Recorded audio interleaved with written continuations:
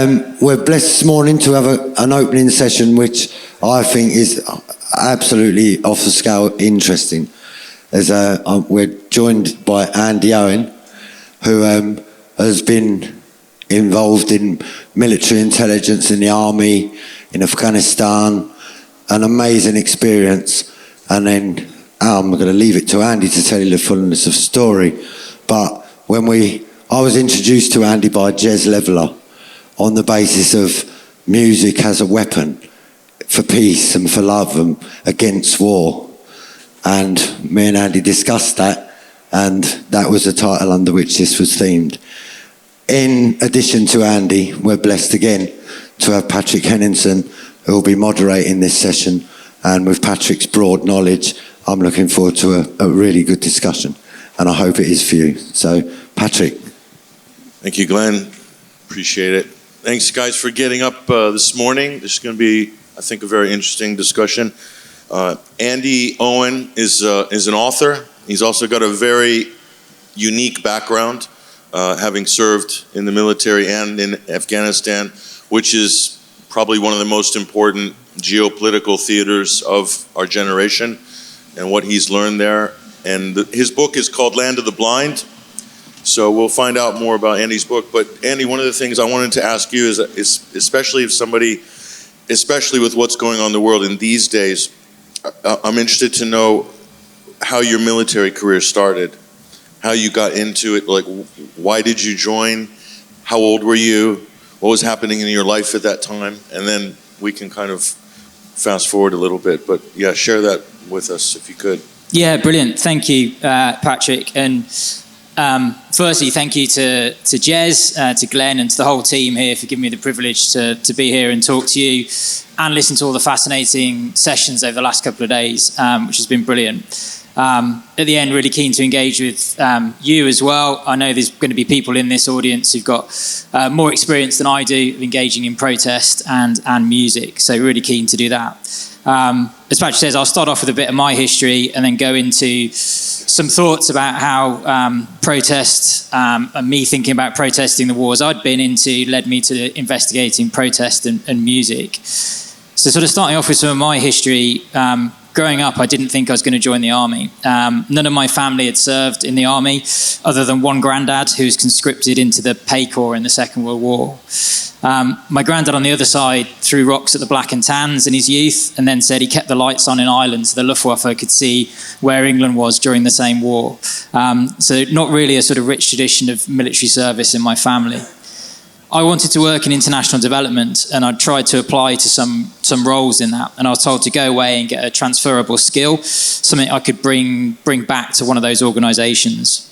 I thought that I could get that by going to work for the Royal Engineers. Back then, at the time, the military was doing lots of work to support development agencies. I joined the military a few weeks before 9/11, so the military I joined was a very, very different one to the one I served in. From thinking I'd be building irrigation systems or schools in Africa, I was sent to Iraq and Afghanistan as an intelligence officer in the global war on terror. I was told I was making the UK safer, and also the countries that I was deploying to, I'd be making them safer too. Many of us who deployed to Iraq naively thought we were doing the right thing. We'd convinced ourselves that as well as making the region safer by seizing Saddam's weapons of mass destruction, we were there to save his people from their own government and the brutal torture apparatus that Saddam had set up. And then we'd replace it by the single best way of organising all societies, Western liberal democracy. This feeling was so persuasive that it led many troops to feeling the Iraqis were somehow ungrateful when they started to shoot at us for invading their country. It quickly became apparent there's a huge gap between what we thought we were doing and what we're actually achieving. The situations I found myself in got more and more absurd, and that continued on to when I went to Afghanistan. The overall situation we found ourselves in Afghanistan meant that we would hand over to local security forces when the situation improved enough for us to be able to do so. The problem was that the security situation would never improve to that point where we were still there. It would only improve if we actually left. So the conditions that would allow us to leave were us having already left. It was a catch-22, the phrase from perhaps the novel that best highlighted the absurdity of military logic through dark humour. And it's a book that inspired me when I came to think about how I could, in some small way, and some belated way, protest the wars I'd been part of. Some of the most memorable moments I experienced as a soldier were actually funny.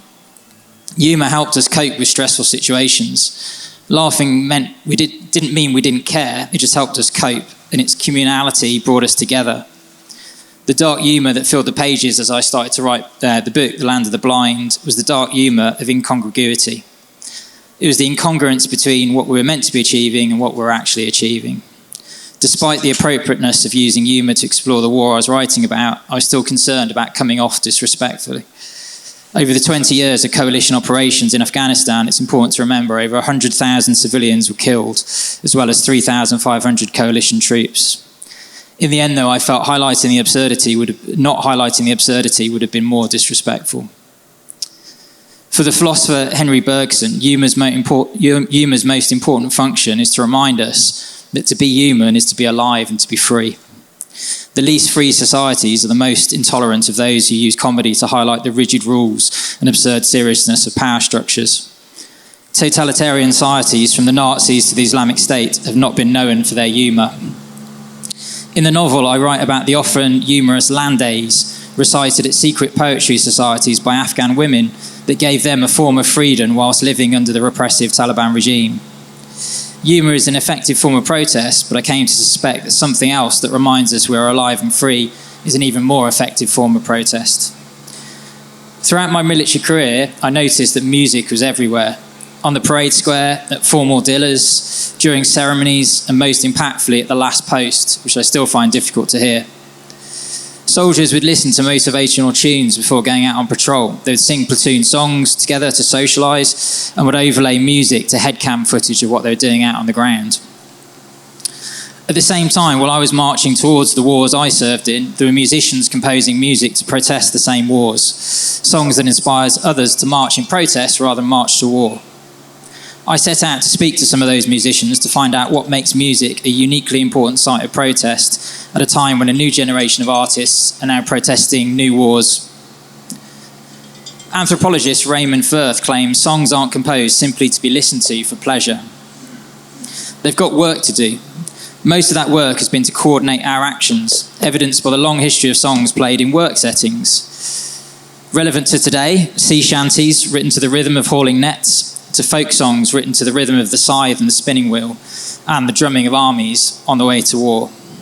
Songs also work together to bond us as more permanent groups. This has mostly been done through religious music, from pagan rituals marking the changing of seasons, to devotional music of Sufism, to the repetition of sacred words and phrases in Judaism, Islam, Hinduism, and Buddhism, and then the evensong of Christian choirs.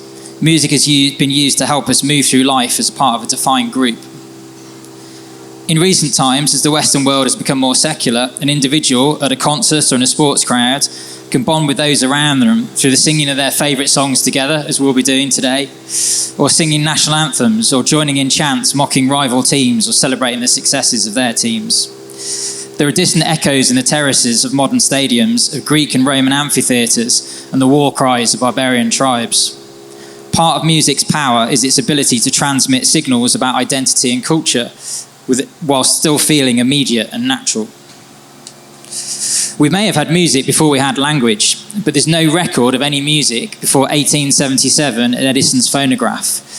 Before that, our history is of the written word, not the sung word. But we have the earliest surviving works of literature, including the 4,000-year-old Epic of Gilgamesh and Homer's Odyssey and Iliad, because they were passed down as songs. The rhythms of the songs help the poets remember the long passages. Music helps memory. Going back further, archaeologists have noted that cave paintings often cluster around points of maximum resonance in caves. Next to these paintings, shards of bone flutes have been found, suggesting a role in communal ritual or storytelling. Collectively, songs are an important repository of cultural memory. Jez from the Levellers told me that the Levellers song he's most proud of is the Battle of the Beanfield. That's due to the song's early role in capturing an important piece of cultural history, 40-year anniversary of which is this year. Music can be used to effectively create continuity and stability within a group, but at the same time, it can also create new patterns of joint experience and be used to question the actions, beliefs, and hierarchies of groups. In other words, they can be used to protest against injustice and the hierarchies that exist. Trey Carlisle from Music in Common, an international non-profit organisation which runs musical projects across religious and ethnic divides, claims that music was integral to the US civil rights movement. That was because during marches like the Selma to Montgomery March, black and white folks, the folks of different religions, were all singing the same songs together during their marches to not only uplift their spirits, but to also express their collective calls for change. As society changes, music changes. From Yankee Doodle, which was originally used as a protest song by colonial American troops to satirise the British in the Revolutionary War, to the gospel and soul of the Civil Rights era, to contemporary music of the more recent George Floyd protests. But the importance of music to protest movements remains. Plato considered music to be a more potent instrument than any other. He wanted to ban all music other than music that was used in battle to stiffen men's resolve or used in moderation to persuade people in a balanced way. There's a long history of musical censorship, which is evidence of a belief in the power of music to influence. At times, just the act of making music in a particular style is come under censorship. When jazz became popular in the 1920s, campaigns sprung up to censor the devil's music. By the end of the 20s, over 60 communities across the US has banned jazz in public dance halls. The Taliban today have banned music again in Afghanistan. As well as fostering coordination and bonding, music lends itself to conveying ideas. At the intellectual level, this art helps us reorder the mind and rationalise the sensory chaos that we move through. Protest songs can make sense of our feelings of injustice and suggest a shared moral universe. They make sense when the status quo makes no sense. They highlight injustices you feel, showing you that others see it too. As music can be used to create disorder through protest, at the same time it can create order in your own mind. Plato again claimed that music is a heaven-sent ally in reducing to order and harmony any disharmony in the revolutions within us. This is not a reordering to align with someone else's thoughts, but a clearing away of space for your own thoughts without distraction. Beyond the intellectual level, songs engage us on an emotional level in a way that few other art forms can. Matt Kelly, the drummer with Dropkick Murphys, told me, music is today's only popular medium to convey such deep emotion. According to musicologist Michael Spitzer, more than literature, more than painting, music is a watery medium in which we swim. We revisit our favourite songs more regularly than any equivalent novels or films. They retain their impact over time, and perhaps even increase it. Music is an art form that you can feel submerged in. This submersion is more complete when the music is listened to with others experiencing a similar emotion. Literature and art are more often individual experiences and more static experiences. Music expresses emotion and also creates motion. It stimulates our first sense. We hear anything before we see anything. In the womb is the heartbeat of another person that provides the first central stimuli, the first music of connection. Early music may have mimicked that of the left-right beat of our walk. Beats that naturally invite us to clap along or tap our feet are typically around the 100 beats per minute. Many songs have tempos within that 60 to 120 beats per minute range, aligning with the typical walk-it pace or the average heart rate. We can inhibit music. We can feel it on our skin and in our core. We can use it to express our innermost emotions. The feedback loop of emotion and motion can be a great source of energy. When faced with difficult odds, as many protest movements are when trying to change the status quo, a rational ability to effect change can only take you so far. The emotional engagement with music allows you to believe in the power to change what your rational brain can sometimes tell you that you can't.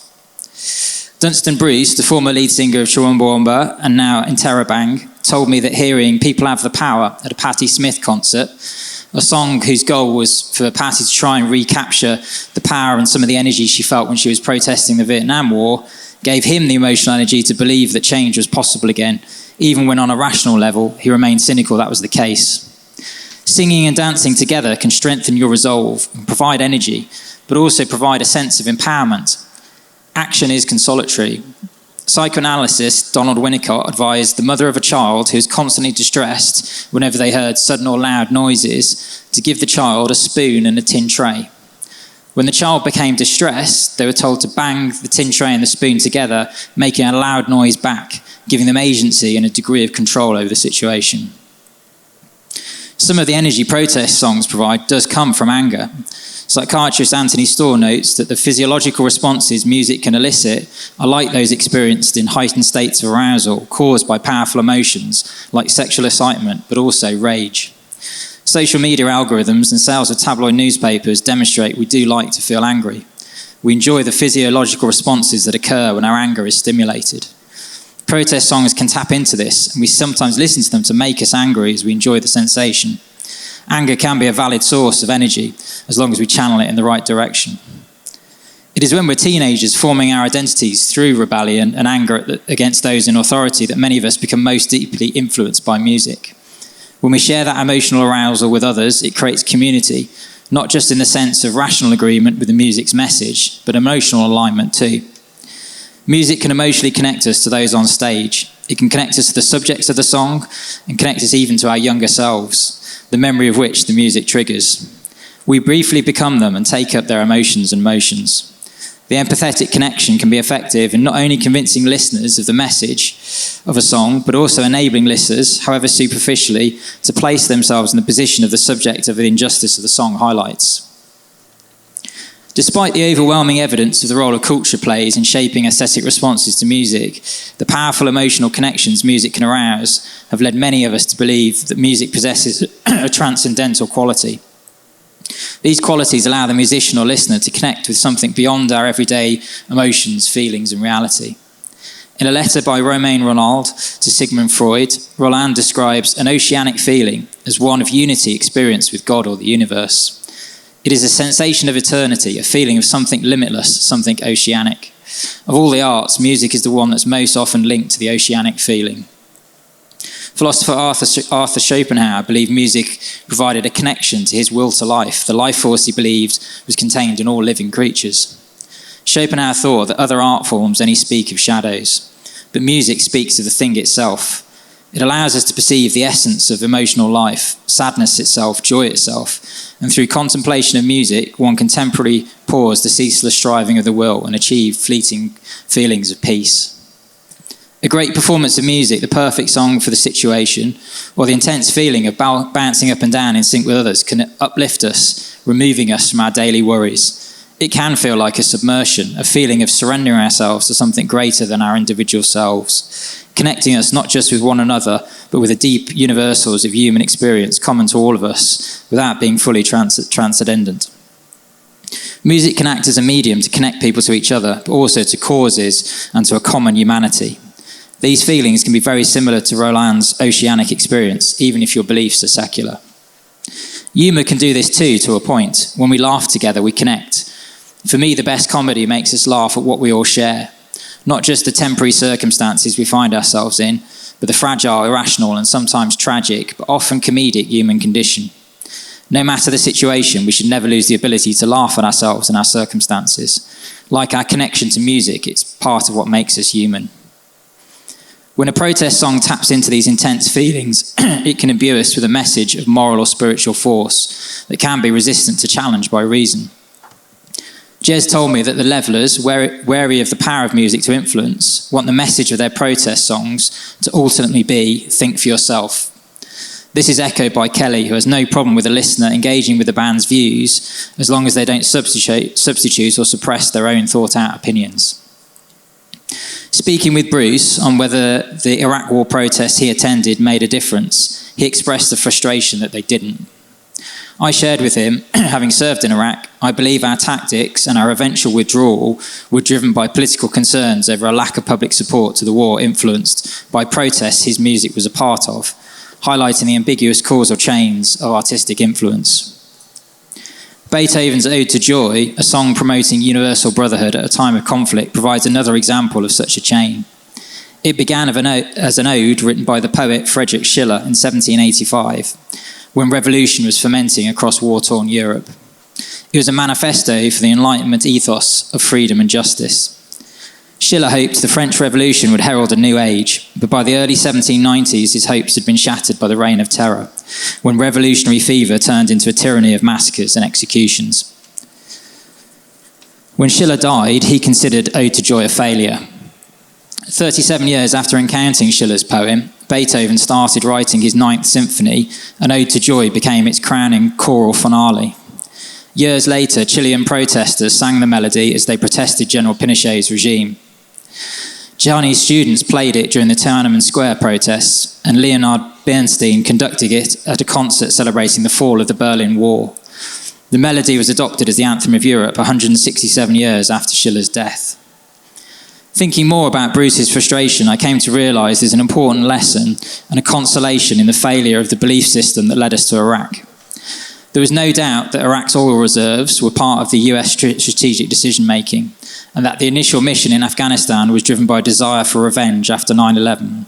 But both invasions had ideological motivations too. The neocons believed that the American form of liberal free market democracy was the end point of history, and given a chance, it was how everybody would want to live their lives, despite the plurality of human needs and illusions, and the uniqueness of different cultures and histories. Underpinning it was a quasi-religious faith in progress. In the last few years, I've become friends with the philosopher John Gray. A message repeated throughout his work is while scientific and technological knowledge increases over time, there's no reason to think that morality or culture will also progress. And if it does progress for a period, there's nothing to say that that progress is not irreversible. Gray highlights the return of torture during the War on Terror as a good example. History is not an ascending spiral of human advance from unenlightened times to a better world. It is an unending cycle in which changing knowledge interacts with unchanging human needs in oscillating periods of war and peace, during which violence is often inflicted by those thinking they were doing the right thing for the greater good. In science, progress is fact. In ethics and politics, it's superstition. If we think of the end point as protest to create a world free of conflict and violence, we're always going to be disappointed. That world will one day exist, but only because we're no longer in it. If we instead see the end goal of protest as extending the periods of peace, while recognising these periods will be followed by war, and then attempting to limit and reduce the worst excesses of violence when war inevitably breaks out, there is still the possibility of successes. They may never feel complete, but they matter. Every life saved, directly or indirectly, matters. While this may provide consolation for some, Gray recognises this may not offer enough hope for others or be too bleak. For those, he encouraged them to find distraction and comfort in the mystics, poets and pleasure lovers, rather than the utopian thinkers who, as I saw in Iraq and Afghanistan, break lives in the name of unattainable goals. Anthropologist Ernest Becker believed that the basic motivation for human behaviour is a fear of death. Becker suggested that a significant function of culture is to provide ways to engage in death denial. Music may have been the first medium through which we tried to express ourselves and build culture. If we agree with Becker, we can see that all music is ultimately a form of protest against our fate, an attempt at a momentary connection that creates belonging and an attempt to bring order and even meaning to our shared chaotic temporary experience. The songs we sing create a sense that we're part of something greater than ourselves that will continue on after us. They've recorded our history, passing down proof that we were here. Through them, we have left a record of our individual and collective joys, sadnesses and hopes. It's no coincidence that religion and music likely arrived at the same time in our evolutionary history, as they were answering a similar need and they worked together to do so. When I met Bruce, he'd recently been asked to sing Tub Thumping at a funeral. As he sang the lines, "I get knocked down again, but I get up again," at the graveside, they took on deeper meaning. We all realise that one day we will not get up again, and to sing otherwise is an act of defiance. There will always be injustice to protest, including the injustice of our mortal condition. Today, musicians are composing songs to protest what's happening in the Middle East. They will not bring an end to the violence there, but maybe they can influence events, no matter how indirectly and how temporarily, for the better. Or, like Winnicott's child banging on their tin tray, they might at least make us feel better and give us the energy to carry on protesting regardless. And in the future, we may not even see, who knows where the ambiguous chain of causality may take the music you make and the music you allow yourself to be submerged in. I hope you'll all take energy from the music and community you experienced this weekend. I know I have. Thank you for listening, and I'll hand back to Patrick to go into Q&A.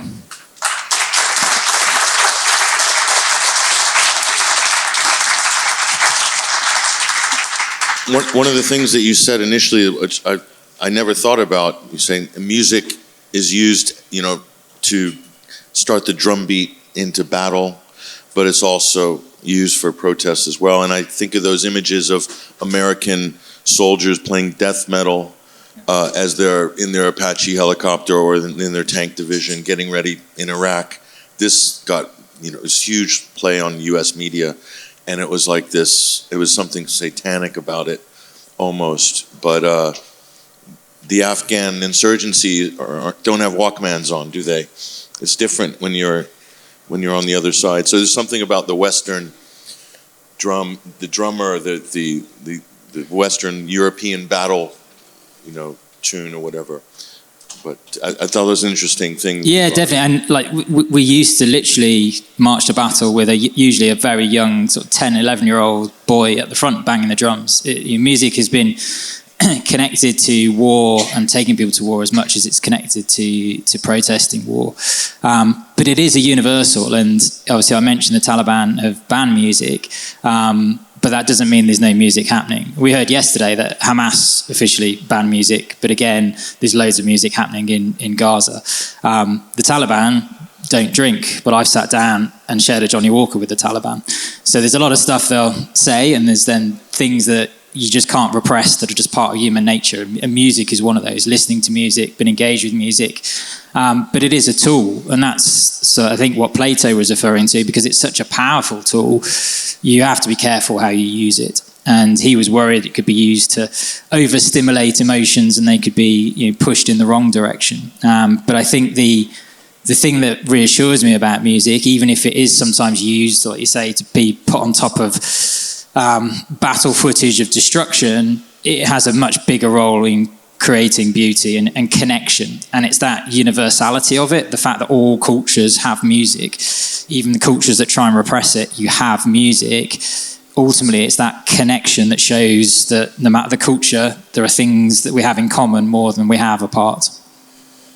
So let's contextualize this in politics, because music and politics, you can't separate these things. And the first protest song that I'm aware of, like, quote, protest song, was Nina Simone, Mississippi Goddamn, about the Jim Crow South. And she said famously, the artist's role is to reflect what's going on in society. And when the Iraq War happened, so I'm a child of the 70s and 80s, so we had this music of the 60s, this rich vein of protest songs from the Vietnam era, the civil rights movement, all of that, Summer of Love, Haight-Ashbury, plenty of it. Grateful Dead, Crosby, Stills and Nash, Buffalo Springfield, Woodstock, Jimi Hendrix. And then Iraq war happened in 2003, and there was a noticeable dearth of protest songs. Why? I mean, I think that has a lot to do with maybe the music industry or the politics or society has changed in a certain way, and in a way that furthers the aims of the establishment. In that sense, Gaza is another great example.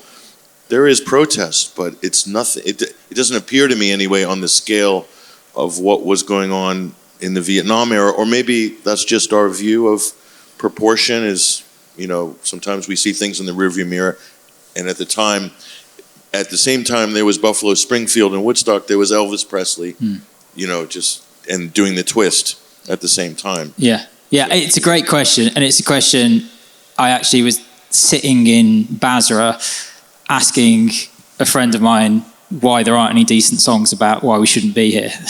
We noticed it ourselves that there's very, very few good popular protest songs. There were definitely protest songs out there. They didn't get the same sort of cultural momentum that you referenced from Vietnam.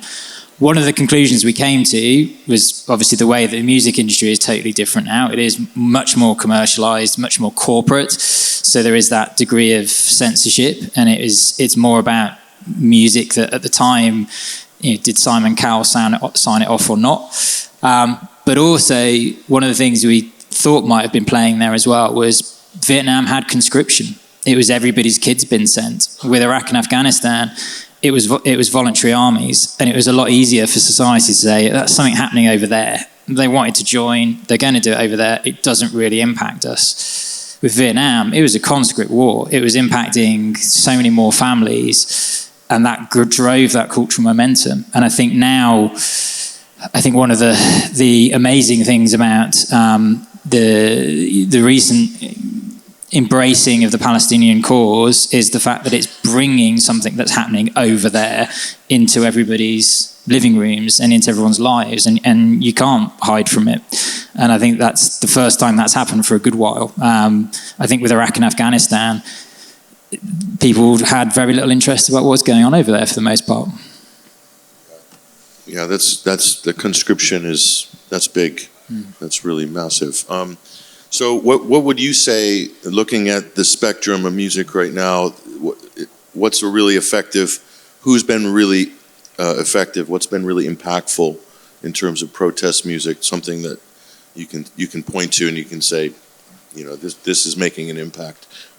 So for me, trying to understand any of the conflicts going on around the world at the moment, I want to hear from the people involved in them. So I had the privilege in many ways of having an inside view of what was happening in Iraq and Afghanistan, and the role I was playing out there meant I was talking to Iraqis, I was talking to Afghans, and I got that view, and I could understand from their point of view what was going on. So when looking at music now, I want to go online and listen to the Ukrainian punk bands. What are they singing about? And I did interview Beat On Band as part of this process. And just by listening to their music and engaging with them, it undid so many sort of little knots about what was going on in my mind out in Ukraine as well.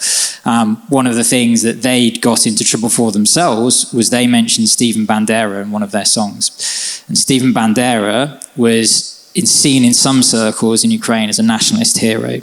He was there post the Nazis leaving Ukraine at the end of the Second World War and the Russians coming in. He was there trying to establish sort of Ukraine as an independent country, but he was involved in massacres, and he's a very controversial figure in Ukraine. They took naively one view on him without realizing some of the history themselves, even though they were Ukrainian.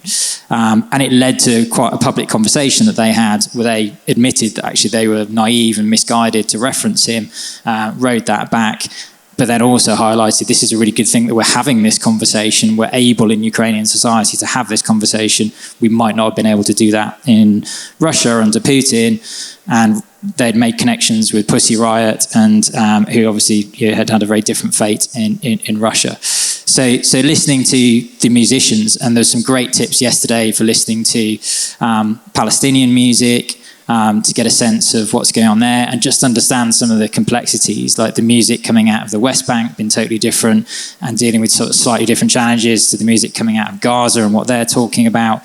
So really, the music industry might not be promoting this, but as mentioned yesterday, getting onto YouTube, going looking for it, because it's still all out there. And when I was talking to Dunstan Bruce, he's recently done a film about really reflecting on his years with in the music industry, the protests he was involved in, and asking himself as an older gentleman now, he won't mind me saying, I'm sure, was it all worth it? Did we change anything? And do people still protest? And his start point was the protest movements have died and we didn't really change anything. But when he went exploring and went to watch grassroots music, and he lives in Brighton and there's loads going on there, he suddenly found it was just as alive and well as it had ever been. It's just the industry's changed and you find it differently. And luckily, like, our kids find things differently as well. And they probably are much more connected to some of the more recent protest movements than we are. Did you happen to catch in America, you must have caught this, but there was pro-war chart-topping songs in America, like Toby Keith, the country singer. Yeah.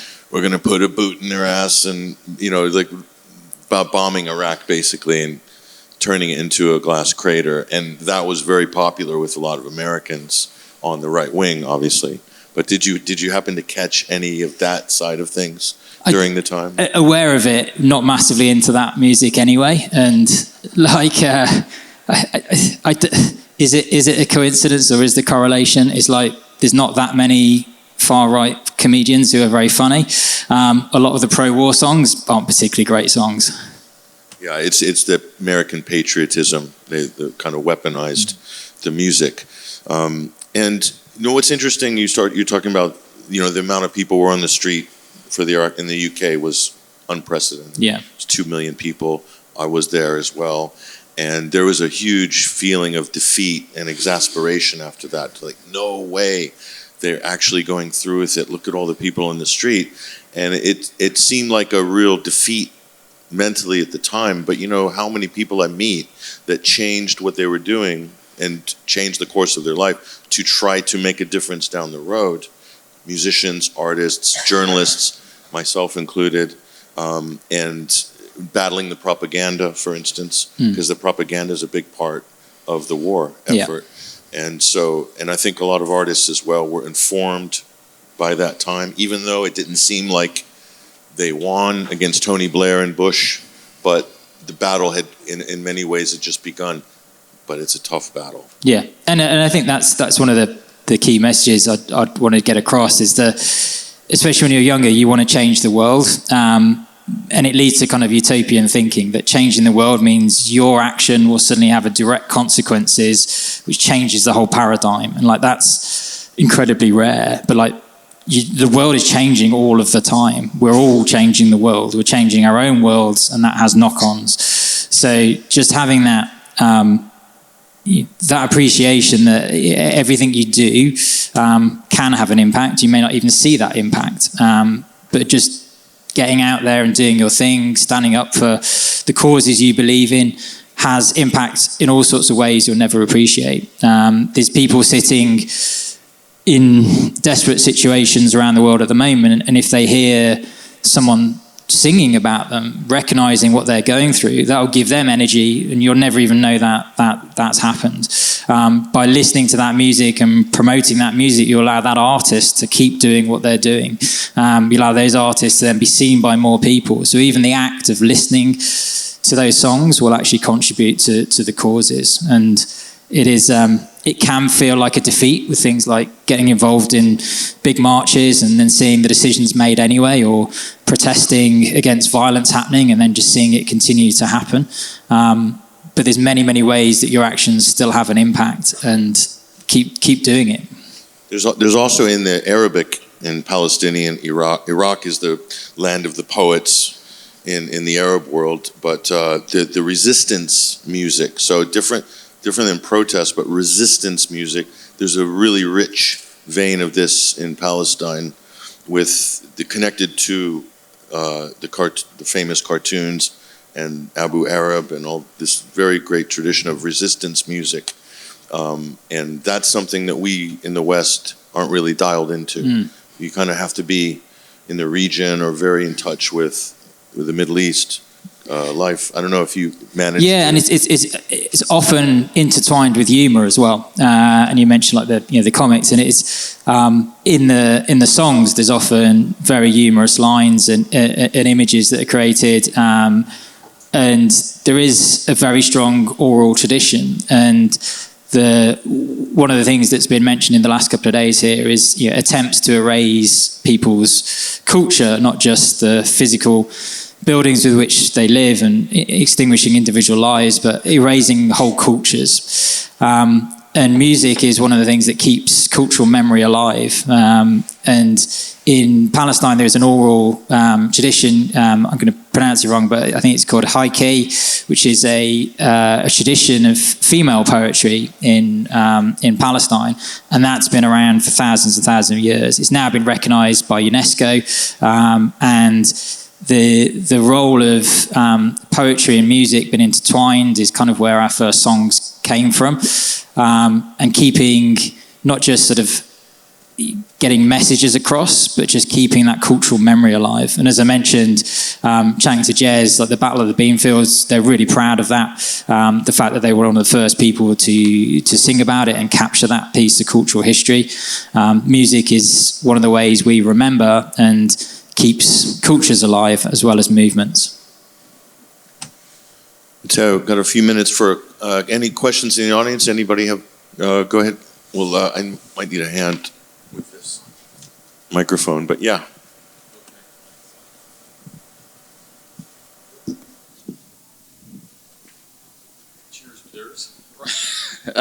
That was great. It was a really interesting talk.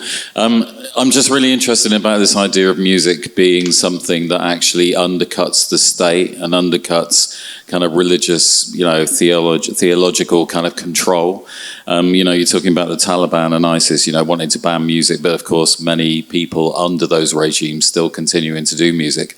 And I suppose what I'm thinking about is, there's loads of examples, but in Northern Ireland in the 1970s, what was it that brought Catholic and Protestant kids together? Punk rock, under a guy called Terry Hooley and his record label Good Vibrations, and the whole scene there. It brought kids together, and both, even though I'm very much somebody who supports Irish nationalism and Irish unity, it brought people into a space where the IRA and the UDA were both really against what was going on, but it undercut that idea.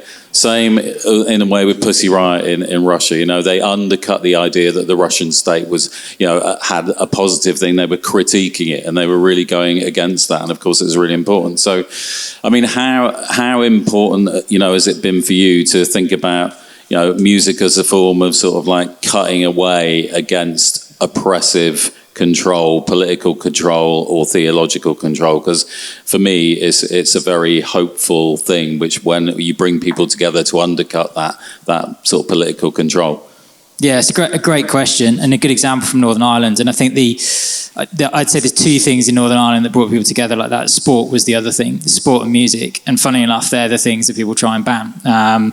Boko Haram in Nigeria banned sport, and he tried to stop Nigerians playing football. It doesn't work, and they ban music. So it's things that show that we like the same stuff and we're connected. Sport connects people, music connects people, and it also brings people together in physical space. Like literature and other forms of art can connect people, but they can be quite individual experiences. You don't get 60,000 people bouncing up in a field to a book reading. You do get it to Kneecap playing at Glastonbury. So it gets people to physically be next to each other and say, like, okay, yeah, we're not that different. And we can all sing along and we're connected. Because the worst type of politics is politics that divides. And music does the opposite, as does sport.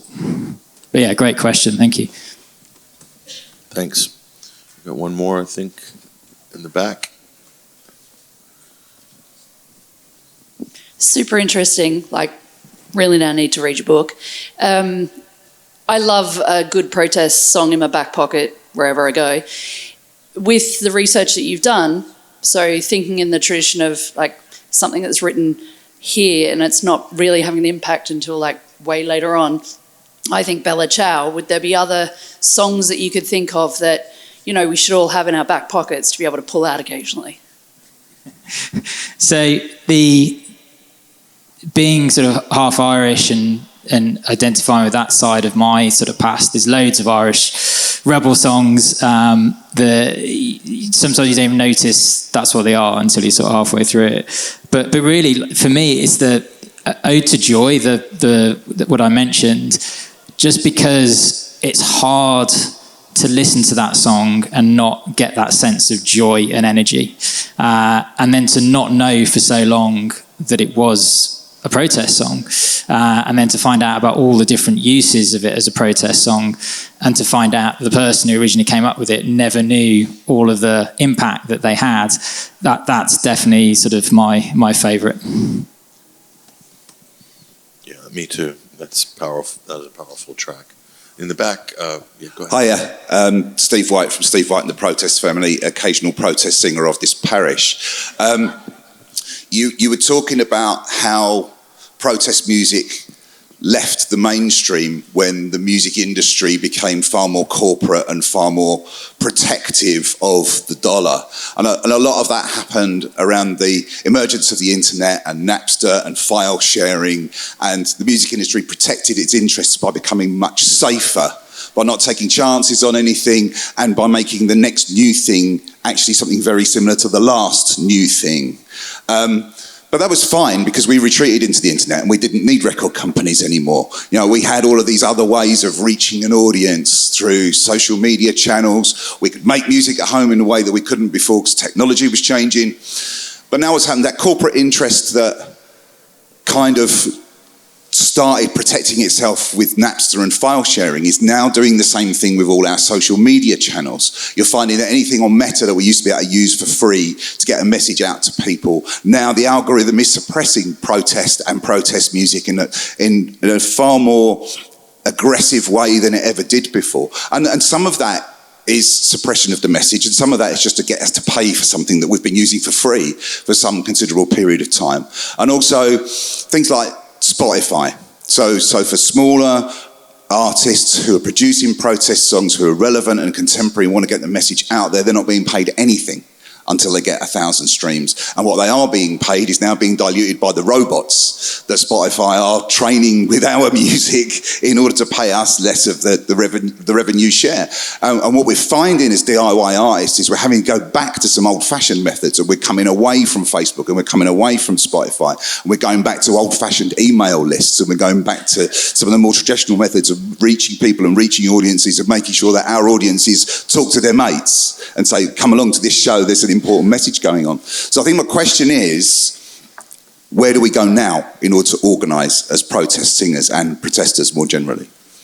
Yeah, I mean, great question. And I'm sure there's people in the audience who are better placed to answer that than I am. But the one thing I'd say is live music and supporting local venues and getting out and being in the place, meeting people.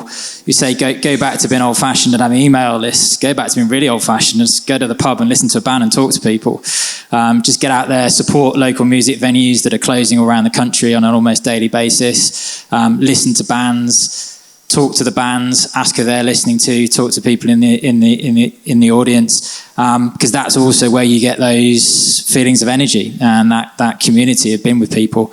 Come to festivals like this. On that, there's a really important point you're bringing up, and a lot of it has to do with technology as well.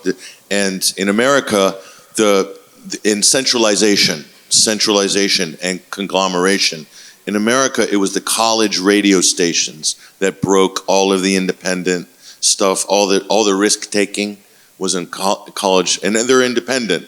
They weren't networked. They weren't commercial or part of a franchise or anything. And radio stations used to be independent. This is why the establishment went after James Brown. James Brown got the idea that, white man's making all the money, why don't we have our own recording studios, we do our own production, and I'll buy the radio stations across the South. And so we control the distribution, we give the opportunities to our artists, and that's when the establishment came after him, hard, because James Brown was changing the business model. Sam Cooke, the great soul singer as well, he was trying to do more or less the same thing. But today we live in a curated, it's a curated thing. Remember when you used to turn on the radio randomly and boom, it comes through when you're driving or you're with friends, and grab the cassette tape, record that. There was something magic about the randomness of radio and also live gigs that you never knew what you were going to stumble on when you're on your way to a gig. And all of that surprise, all that magic has kind of been stripped out with all of this technology. Everything's so predictable and so curated, and the algorithm you're talking about is part of that. So I really think somehow this has robbed a little bit of the spice, the magic or whatever, out of some of that experience, the experiential part of the music, which is so important. And live music is probably one of the last bastions of, you don't know what you're going to get. Something's going to happen. So, but this is a really important conversation, because this is about where we are in history, where we are as a human race with all of our tools, all of our technology. And are we better off, or, is the experience of music better or worse, or what's the path forward? So this is an important conversation. I think we got time for one more from the audience. Oh, if there's a more important, I was just going to follow on from that. No, go ahead. Go ahead. Well, we had a beautiful moment. Like, technology was a good thing. I think the MySpace era, and when it first started off, we suddenly had a lot more freedom, and you could reach a lot more people. I was singing about flowers and stuff for a while, and like another member of this parish, sorry. And then the Iraq War happened, and then all of my music's grumpy now, essentially. But and we had this beautiful MySpace era, and then the problem is, no matter what you do, they get in there and they circumvent it. I think Lily Allen came along and they were like, "Oh, I've got an idea," and like she's talking to everyone all on her own apparently through MySpace. And then the Facebook thing happened. I've got like 17k followers from my old band that I used to be in. I can post on that now. It says 9 people saw this, and it just won't reach anyone. So you get the Nepo baby thing and what have you. You need money to reach people, and generally protest movement does not come from money most of the time, because you're more, you're tied to that money. So you're not going to get, I don't care what place you're from. I'm not saying everybody has to be a working class musician, but to be a working class musician and work your way up, I think somebody said to me once, like Arctic Monkeys were one of the last working class. To work your way up, and the venues are closing down, so it's hard to do that anyway. Like, the people just aren't attending them. You've just got someone on acoustic guitar singing Ed Sheeran covers in the corner of every pub. So you just don't have that now. So there needs to be another way. I'm with you, but I'm not quite sure what it is, other than spending 200 quid to promote a song to a bunch of bots, because they're going to limit it anyway. But yeah, it's not really a question. I just thought, follow on from what you were saying. I miss MySpace. That was you could reach everyone. That was a good time, and it was free. Yeah. Free. Go ahead. No, it's... Thank you. I've worked as a public health engineer and strategist around 20 different countries around the world. What I notice, the people I'm working with, they're all most of them are religious, and they express their religion through music. Now, whether that's a refugee camp in Zambia or Ethiopia or whatever, or the Wailing Wall in Jerusalem, where the Jews come on a Friday night. We enjoyed listening to their music around. So I've worked in Afghanistan, I've worked in Gaza, and when the IDF were in control of Gaza at that time, previous time, and when we went to meetings with the IDF and the local water utility, the IDF would only talk to Christian Palestinians. They wouldn't talk to Muslim Palestinians, maybe because they weren't so fearful of the Christians, whereas they're fearful of the Islamic people, because they don't understand the cultural, there's some difference. So my question is, is there any potential at all for music in the current situation in conflicts like Gaza? You talked about, I've listened to some beautiful Palestinian music, I've listened to good Israeli music, Christian music. What is the potential now for music to stop conflict, or at least find some common ground between these people who are fearful of each other, basically? Everybody's fearful of each other. How can we overcome that fear through music, spiritual music, religious music? Yeah, a great question. And I think there's, in the long term, you hope that kids growing up listen to Palestinian rap and see, actually, that's pretty cool, I like it, so they must be okay people if they can do that, and it sort of builds on that commonality and that connection. But in terms of sort of practical, more here and now, like musical workshops, cross-community musical workshops have had good success in sort of post-conflict reconciliation. I think at the moment that's probably where that sort of bonding can happen the most, when we get to that point where the fighting has actually stopped and we're in the post-conflict era. And there's loads of examples in South Africa and Northern Ireland and other places where cross-community music workshops have been a great way of building those bridges. I think that's obviously very difficult to do practically at the moment. But then, longer term, there's theories that in America, kids listening to music from different ethnic groups has definitely helped communities over time become more integrated. that's not something that's going to change anything in Palestine overnight.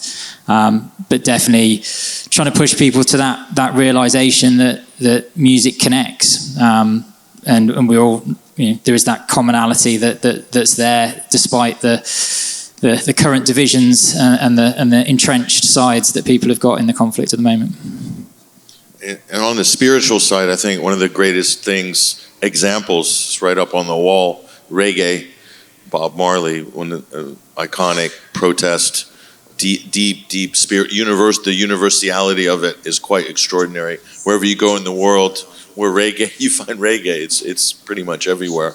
Like, in a way, like hip hop has gone global, reggae also went global as well. So it's kind of a lingua franca, if you will, of protest music. I think, let me see how we are in time. Yeah, we're there. Yeah, we're there. Listen, thank you, Andy, and also... No, thank you.